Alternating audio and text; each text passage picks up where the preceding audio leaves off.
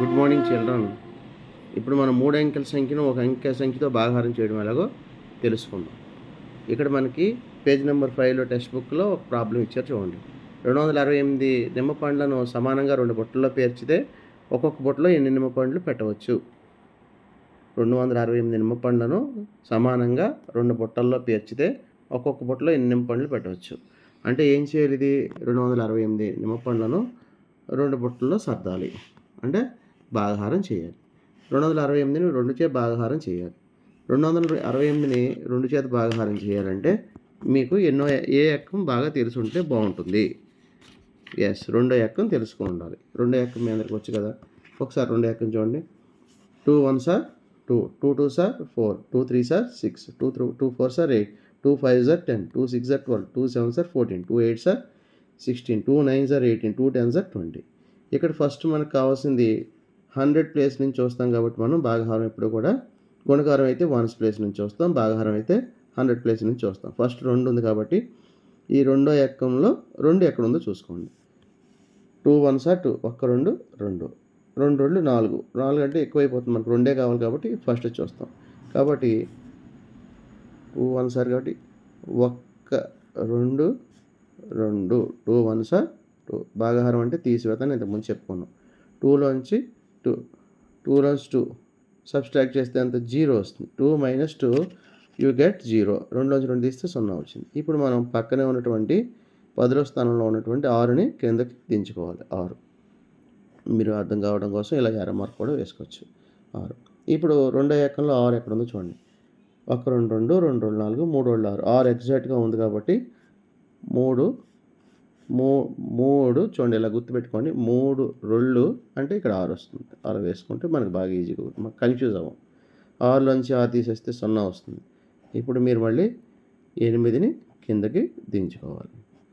ఇప్పుడు మళ్ళీ 8 ఉందా? రెండు ఎక్కల నుంచి ఉండి 1 2 2, 2 2 4, 3 2 6, 4 8. 8 అనేది ఉంది కాబట్టి ఇక్కడ 4 2 ఇక్కడ 8 వస్తుంది. సో 8లోంచి 8 తీస్తే 0. ఇంకా మనకి కిందకి తెంచుకోవడానికి ఎటువంటి సంఖ్యలు ఇక్కడ లేవు, అంకెలు లేవు కాబట్టి మనకి లెక్క ఇక్కడితో అయిపోయింది. 0 ఏమంటారు మీ అందరికి తెలుసు, చివరి కదండి శేషం అని అంటారు. మీకు గుర్తున్నాయా? ఇక్కడ ఈ చెవిలో వచ్చినటువంటి దాన్ని మనం ఏమంటాం? కోషియంట్ లేదా భాగఫలం అంటాం. దీన్ని భాగఫలం, కోషియంట్, QUOTIENT, కోషియంట్ అని అంటారు. దీన్ని శేషం అంటారని మనకు తెలుసు, రిమైండర్ అంటారు. REMAINDER,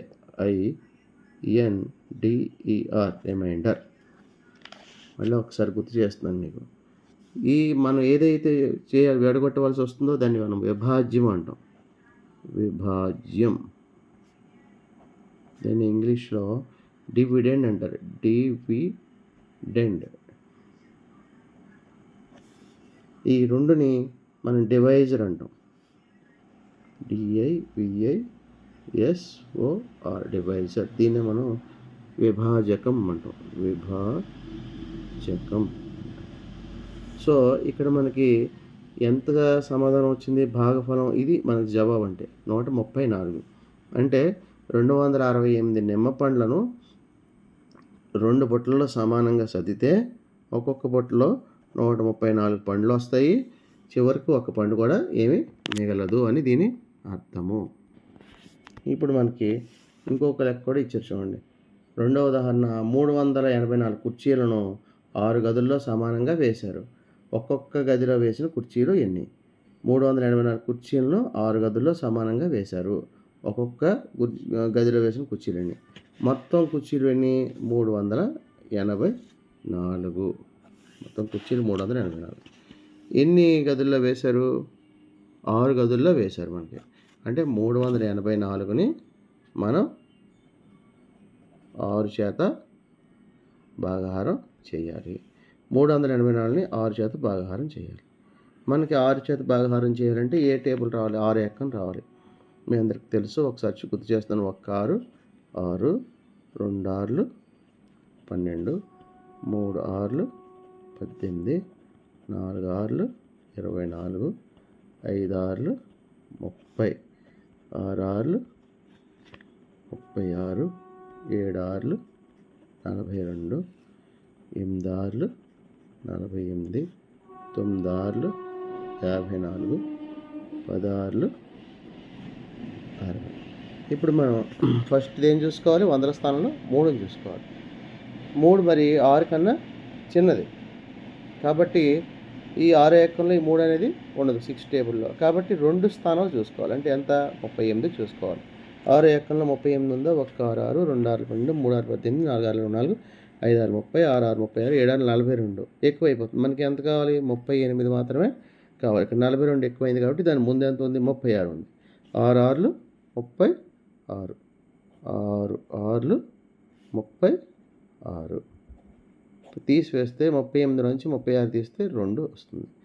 పక్కన ఉన్నటువంటి 4ని కూడా కిందకి దించుకోండి, 24.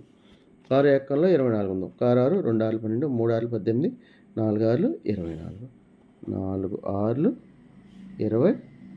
ఇంక 24 నుంచి 24 తీస్తే రిమైండర్ ఈజ్ 0. అంటే 384 కుర్చీలను 6 గదుల్లో వేస్తే సమానంగా ఒక్కొక్క గదిలో ఎన్ని కుర్చీలు ఉంటాయి, 64 కుర్చీలు ఉంటాయి. So quotient is 64. ఈ కోషియంటే మనకు జవాబు 64. దీన్నే భాగఫలము అని అంటాం. దీన్ని భాగఫలం అంటాం. దీన్ని డివిడెండ్ విభాజ్యము అంటాం. దీన్ని విభాజకము లేదా డివైజర్ అంటాం.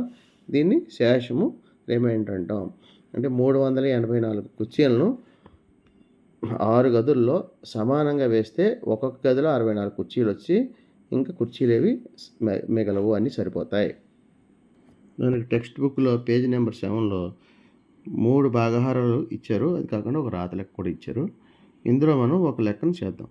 ఆ లెక్కను చేస్తున్నాను నేను. 996 divided by 6. 996 is divided by 6. How much you get? 996ని 6 చేత డివైడ్ చేయాలి. ఇక్కడ ఆల్రెడీ మనం ఇందాక 6 ఎక్కాన్ని వేసుకున్నాం ఇంతకుముందు. ఫస్ట్ ఎవరిని చూడాలి, 9. 6 కన్నా 9 పెద్దగానే ఉంది కాబట్టి 6 ఎక్కంలో 9 ఉందేమో చూడాలి. 1 6 6, 2 6 12 ఎక్కువ అవుతుంది కాబట్టి 1 6 6, 1 వేసుకొని 1 6 6, 9 నుంచి 6 తీస్తే ఎంత, 3.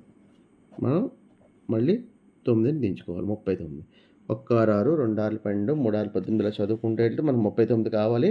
ఇక్కడ 39 లేదు, 42 ఉంది కాబట్టి ఎక్కువైపోతుంది కాబట్టి 36. మళ్ళీ సేమ్ 6 6 6 6 36, 39. 9 నుంచి 6 తీస్తే 3, 3 నుంచి 3 తీస్తే 0, వేయకపోయినా పర్వాలేదు. సో ఇక్కడ ఇంకా తర్వాత ఉన్నది ఎవరు, 6 కిందకి దించుకుంటే మనకి 36 అవుతుంది. మళ్ళీ 36 వచ్చింది. మనకి ఇంకా తెలుసు 6 6 36, ఇప్పుడే కదా వేసాం. 6 6 36. సో 36 నుంచి 36 తీస్తే రిమైండర్ శేషం ఎంత, 0. భాగఫలం quotient is 166. Quotient is our answer. 166 అంటే 166 అనేది వస్తుంది. తర్వాత మనకి పేజ్ నెంబర్ 9లో మనకి ఉదాహరణ 3వ లెక్క ఇచ్చారు. ఒకసారి చూడండి. వన మహోత్సవం రోజున 602 మొక్కలను 5 పాఠశాలలకు సమానంగా పంపిణీ చేస్తే ఒక్కొక్క పాఠశాలకు ఎన్నెన్ని మొక్కలు వస్తాయి, ఇంకా ఎన్ని మొక్కలు మిగులుతాయి.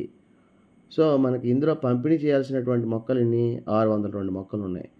పంపిణీ ఇంకా చేయవలసినటువంటి పాఠశాల ఎన్ని పాఠశాలకు ఇవ్వాలి, 5 పాఠశాల. 602 మొక్కలు ఉన్నాయి, 5 పాఠశాలకి ఇవ్వాలి.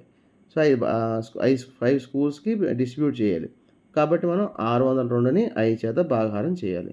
ఇందులో 602 అంటే విభాజ్యము అని చెప్పుకున్నాం మనం.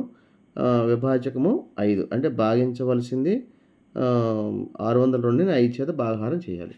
సో 602ని 5 చేత భాగాహారం చేస్తే మనం 1 5 5 6 చూసుకుంటాం కాబట్టి 6లోంచి 5 తీస్తే 1, 0 కిందకి దించుకున్నాం, 10 అయింది. 2 5 10. ఇప్పుడు 10 నుంచి 10 తీస్తే 0 కాబట్టి మళ్ళీ 2ని కిందకి దించుకున్నాం. ఇక్కడ 0 వచ్చేసింది. 10లోంచి 10 తీస్తే 0, ఈ 2ని కిందకి దించుకున్నాం. సో 2ని కిందకి దించుకున్నాం కాబట్టి మరి 5వ ఎక్కంలో 2 ఉంటుందా, ఉండదు. కాబట్టి ఇక్కడ 5వ ఎక్కంలో 5వ ఎక్కంలో 2 ఉండదు, కానీ 2 కన్నా చిన్నది ఉంటుంది. 0 5 0, 5 0 sir 5, zero 5 sir 0, 0 5 sir 0, 0 5 sir 0. కాబట్టి 2లోంచి 0 తీసేస్తే 2లోంచి 0 తీస్తే 2 అంటే రిమైండర్ 0, 2 అవుతుంది. మనం ఇంకా 120 అనేది వస్తుంది. అంటే ఒక్కొక్క పాఠశాలకు 120 మొక్కల్ని పంపిణీ చేస్తాం అనమాట. అంటే మొత్తం చేయవలసిన 602 మొక్కల్ని 5 పాఠశాలకు సమానంగా పంపిణీ చేస్తే ఇంకా చివరిగా 2 మొక్కలు మిగిలిపోయి వాటిని శేషం అంటాం. 120 మొక్కలను ఒక్కొక్క పాఠశాలకి పంపించామన్నమాట. ముందు చెప్పుకున్నటువంటి ప్రాబ్లంలో మనకి శేషం అనేది 2 వచ్చింది, 120 అనేది భాగఫలం వచ్చింది. ఒకసారి మళ్ళీ లెక్క చూడండి. 602 మొక్కల్ని 5 పాఠశాలకి పంపిణీ చేస్తే ఒక్కొక్క పాఠశాలకి 120 వచ్చాయి, చివరికి 2 మొక్కలు మిగిలిపోయాయి అని చెప్పుకున్నాం. సరే, ఇప్పుడు మనం చేసినటువంటి ఈ ప్రాబ్లం కరెక్టా కాదా, జవాబు కరెక్ట్గా వచ్చిందా లేదా మనకి ఎలా తెలుస్తుంది అంటే మనకు ఫార్ములా ఉంది. విభాజ్యం విభాజకం ఇంటూ భాగఫలం ప్లస్ శేషం, dividend divisor into quotient plus reminder. ఇప్పుడు మనం దీని ప్రకారం చూస్తే 602 విభాజ్యము, 120 భాగఫలము, మనకి 5 ఏమో విభాజకము, 2 ఏమో శేషము. మనకి ఇక్కడ ఇచ్చినటువంటి ఫార్ములాలో ఇవి ప్రతిక్షేపణం చేద్దాం. విభాజకము ఎంత, 5 ఇంటూ భాగఫలం ఎంత, 120 ప్లస్ శేషం 2. 5 120 ఎంత, 5 120 600 ప్లస్ 2 శేషం కలిపితే 602. మనకి ఏం రావాలి, విభాజ్యం రావాలి అని చెప్పుకున్నాం. విభాజ్యం అంటే మనకేంటిది, డివిడెండ్ విభాజ్యం ఎంత, 602 వచ్చింది. కాబట్టి మనం చేసినటువంటి లెక్క కరెక్ట్ అనమాట. సో ఈ ఫార్ములా మీరు చాలా జాగ్రత్తగా గుర్తుపెట్టుకోవాలి, బాగా చదవాలి కూడా, ఎప్పుడు గుర్తుండాలి. విభాజ్యం విభాజ్యకము ఇంటూ భాగఫలం ప్లస్ శేషము. ఇది గుర్తుంటే మీరు చేసిన లెక్క భాగహారం ఏ భాగహారం అయినా అది తప్పో రైటే మీరే సరి చూసుకోవచ్చు. ఇంకెవరి దగ్గరికి వెళ్ళి ఇది కరెక్టా రాంగా అని మీరు ఎవరిని అడగక్కర్లే. సో కాబట్టి మళ్ళీ వన్స్ అగైన్ ఈ ఫార్ములా చెప్తున్నాను, వినండి జాగ్రత్తగా. Dividend divisor into quotient plus remainder. విభాజ్యం విభాజకము ఇంటూ భాగఫలం ప్లస్ శేషం.